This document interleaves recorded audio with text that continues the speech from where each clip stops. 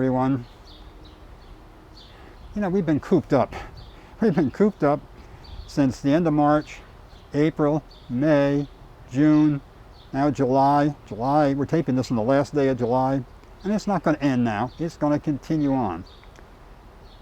What's that doing to us? Well, we're tired. We're bored.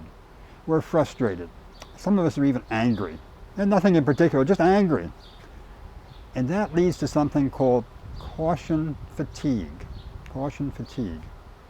Which really means we let down our guard about lots of things that we might otherwise do normally. I talked earlier about wearing a mask and social distancing and how some people are caution fatigue are kind of slipping away from that. Today I want to talk about food though. Food. This is, or anything we eat or drink. This is the sort of time when I want to get that extra dish of ice cream. Maybe those cookies. And maybe a second drink. Or maybe a third drink. All things we sort of need it to kind of get over all this. But the mistake that can make is a big one, because it lowers our health. Our immune system is going down anyway, from just not being able to exercise well, not being able to eat well, not having a lot of stress, maybe not sleeping well. So we need to eat well, and it's just essential. And so here are some basics. You know, the food pyramid. Think of that food pyramid. Down at the bottom of the pyramid is what we're supposed to eat the most of. And I'm not going to say anything that's going to be a surprise to you. You'd eat a lot of veggies. I'm going to start with dark green leafies. Kale, arugula, Swiss chard, collards, spinach. These dark green leafies have nutrients that we really need. And especially when we're under stress, we need those extra nutrients. Likewise, so you need those every day. We then need just a big variety of veggies. Different colors, different shapes, different sizes, maybe cooked different ways, but we need plenty.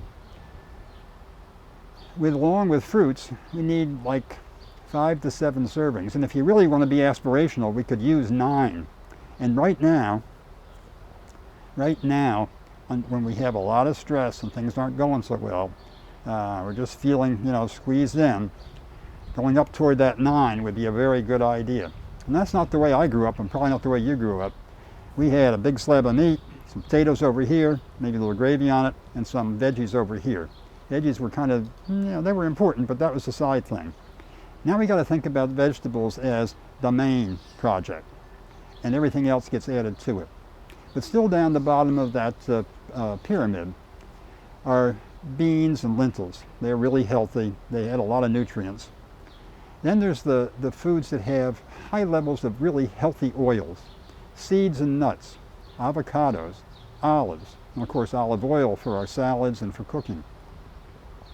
I should have said in the very beginning that when you put it all together, what we need is a nutrient-dense diet, but a calorie-light diet. Here's why. Given what we're going through, we tend to grow a little bit right here. So take your height, mine is 72 inches, divide that by 2, that's 36. So that says the maximum around here, at the widest point, should be 36 inches, and that's the max. Best if it's less than that.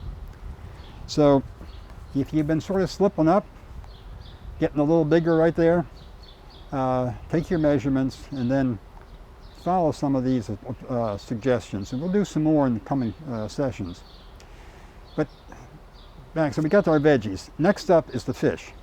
And by fish, I'm referring to fin fish.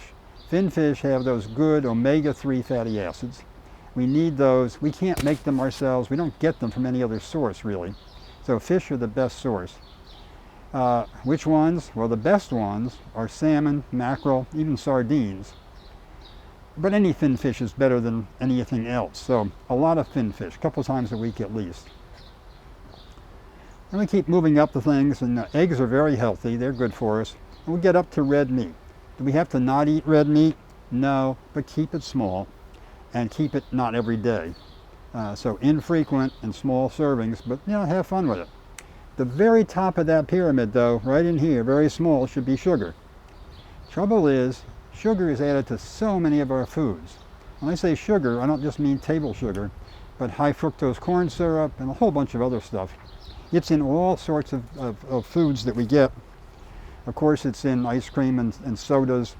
It's in pies, cakes, cookies, candy bars, you name it, it's all around. We tend to eat a lot because it's good, and in a time of stress, we want to keep having more. It's, you know, it's a cyclical thing. So we really want to cut back on sugar. So that's the basics, it's just the basics.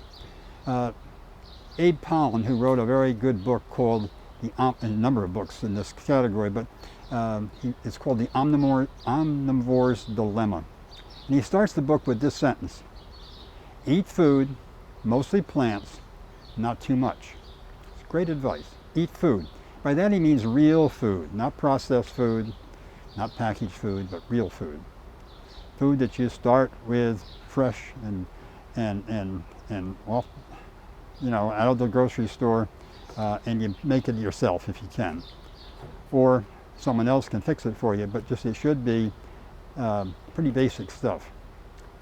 So eat food, mostly plants, so vegetables again, beans, nuts and seeds, and then not too much. That's the basic rules. Now there's another point though. The other point is, when should we eat? And there's a lot of interesting data coming out recently that says we need to give a break to our bodies between the time we finish our last meal of the day and the time we go to bed, about 3 hours. That allows the whole digestive process to move along, get the food digested into our bloodstream, put out to where it needs to be before we go to sleep. So why is that important? Well, because every cell in our body needs a break. It's been working hard all day. Now we're going to go to sleep. It needs time to rest too. And it's a time, let's call it housekeeping. We're going to clean things up in each cell, get rid of toxins, straighten things out, so come tomorrow morning, we're ready to go again. If you eat too soon, or well, too soon before you go to bed, that whole process can't finish up. And that means that the housekeeping function can't get started. And when you go to sleep, the digestive process slows down. So it's a double whammy. So you wake up in the morning, and what you should try and do is not, I should have done it this way because you're looking at me. You don't want to eat, if your last meal was at 7 o'clock last night, you don't want to eat your breakfast until after 7 o'clock in the morning. In other words, a full 12 hours. And if you can go longer, that's better yet. Now one more thing, and that's noontime meal or midday meal. Turns out, again, a lot of new information, that it's best to eat our big meal in the midday and have supper, if you will, something light in the evening. It's just altogether better that way. You will do better. And if you need to lose a little weight, eating in this cyclical fashion will actually help. But that's not my real point here. It's just it's better for your body if you have your main meal toward the middle of the day, a lighter meal in the evening. So those are my suggestions. If you'd like to hear some more or read some more, turns out that my colleague and friend Harry Oken and I have just authored a new book that's come out. It's called BOOM, B-O-O-M, or Boost Our Own Metabolism. And it goes through these 4 pillars of health that we're discussing here. Not pushing you to buy it, only if you feel like it, if you think it would be helpful to you. But you can find it on Amazon. Thanks very much.